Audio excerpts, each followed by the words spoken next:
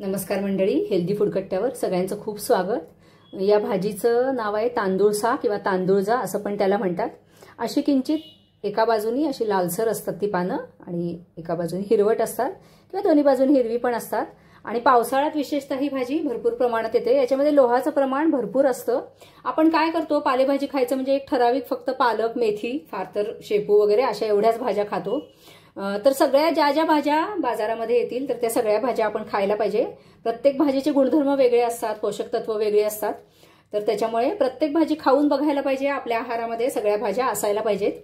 तर आज ही तांदूळशाची भाजी कशी करायची ती मी तुम्हाला सांगणार आहे। भाकरी बरोबर वगैरे खूप छान लागते। तर ह्याच्या काड्या फार ज्या मोठ्या काड्या आहेत त्या घ्यायच्या नाहीत, कारण ह्या शिजत नाही आणि हे बघा अशा चिवट असतात जरा, त्याच्यामुळे काड्या जास्त घ्यायच्या नाही, शक्यतो पानंच घ्यायची। तर आता ही भाजी मी स्वच्छ धुवून बांधून ठेवली होती कपड्यामध्ये, म्हणजे छान कोरडी झालेली आहे, त्याच्यामुळे चिरायला सोपी पडते। तर आता ही भाजी मी आधी चिरून घेते। या भाजीसाठी काहीही जास्तीचं साहित्य लागत नाही, वेळ पण जास्त लागत नाही। घरातले नेहमीचे सगळे पदार्थ वापरून आपण ही भाजी आणि खूप झटपट होते। तर आता ही भाजी कशी करायची आपण बघूया। ही भाजी मी आधी चिरून घेते।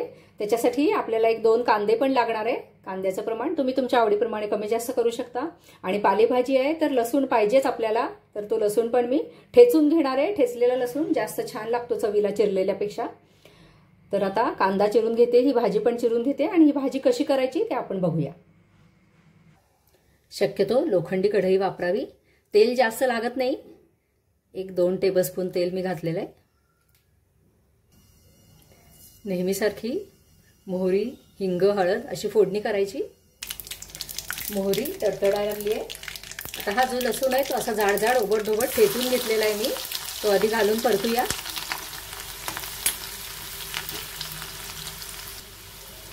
हिंग घातलाय, हळद घालूया।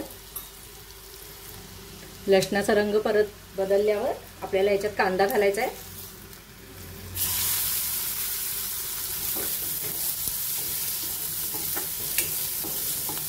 कांदा जरा जास्त घातला की भाजीला चव छान येते, कारण ती भाजी किंचित थोडीशी उग्र असते चवीला। तर हा कांद्याचा जो शिजलेल्या कांद्याचा जो किंचित असा गुळमटपणा असतो त्याच्यामुळे ते भाजीची चव बॅलन्स होते आणि ती भाजी चवीला खूप छान लागते। मी नेहमी करताना अशीच कांदा लसूण घालूनच ही भाजी केलेली आहे, तांदूळशाची भाजी। तुम्ही जर कुठल्या वेगळ्या पद्धतीने करत असाल तर मला नक्की कमेंट करून सांगा, मी तशी पण करून बघीन। या भाजीसाठी हिरव्या मिरच्या घालत नाहीत, तिखटामुळेच ही भाजी खमंग होते। 1-2-4 मिनिटं कांदा परतल्यानंतर आपण तांदूळशाची चिरलेली भाजी घालणार आहे। कांदा परतून झालेला आहे। आता ही भाजी अगदी बारीक चिरलेली आहे। बारीक चिरली की भाजी खूप लवकर शिजते। माझ्या सासूबाईंनी ही भाजी मला चिरून दिलेली आहे, त्या खूप बारीक चिरतात भाजी। याच्यापेक्षा थोडीशी मोठी चिरली तरी सुद्धा हरकत नाही, ही भाजी शिजायला अजिबात जास्त वेळ लागत नाही।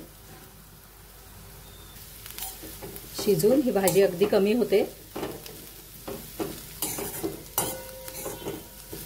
छान परतून घ्यायची, झाकण ठेवायची गरज नाहीये।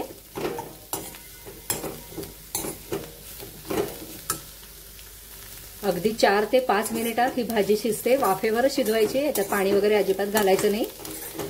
इतक्या कमी साहित्यामध्ये इतकी भाजी छान चविष्ट होते। जी अशी शेतात वगैरे अशी कडेने भाजी लावलेली असते ती जर आपण अशी ताजी आणली ना आणि लगेच केली तर त्याची इतकी चव अफलातून लागते। पण आता ते काही सगळ्यांना शक्य नाही। पण जेव्हा बाजारात ही भाजी मिळेल, कोवळी बघून आणायची, निब्बर आणायची नाही, नाहीतर मग ती शिजायला वेळ लागतो आणि त्याची चव पण फारशी चांगली लागत नाही। हे बघा, निम्मी तर भाजी शिजलेलीच आहे। अगदी 2 मिनिटात आता ही भाजी शिजेल। ह्याच्यामध्ये आता आपण आधी मीठ घालूया। आधी थोडंसं मीठ घातलेलं आहे, मिक्स करून घेऊया।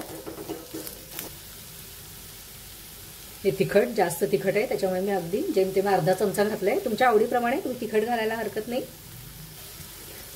ऑलमोस्ट ही भाजी होत आलेली आहे तेव्हा मी तिखट घातलेलं आहे। तिखट खूप आधीपासून घातलं तर ते जळतं, त्याच्यामुळे एखादा मिनिट आधी फक्त तिखट घालायचं। ही भाजी आपली झालेली आहे। आता सगळ्यात शेवटी याच्यामध्ये फक्त दाण्याचं कूट घातलं की ही आपली भाजी तयार आहे। आता ह्याच्यात दाण्याचं कूट घालायचं आपल्या आवडीप्रमाणे। मी 2 मोठे चमचे दाण्याचं कूट घालणार आहे। महाराष्ट्रीयन घरामध्ये दाण्याच्या कुटाचा वापर भरपूर असतो। चवीला पण मस्त लागते भाजी त्याच्यामुळे. तर तुम्ही बघितलं अगदी 4 ते 5 मिनिटामध्ये ही भाजी तयार होते.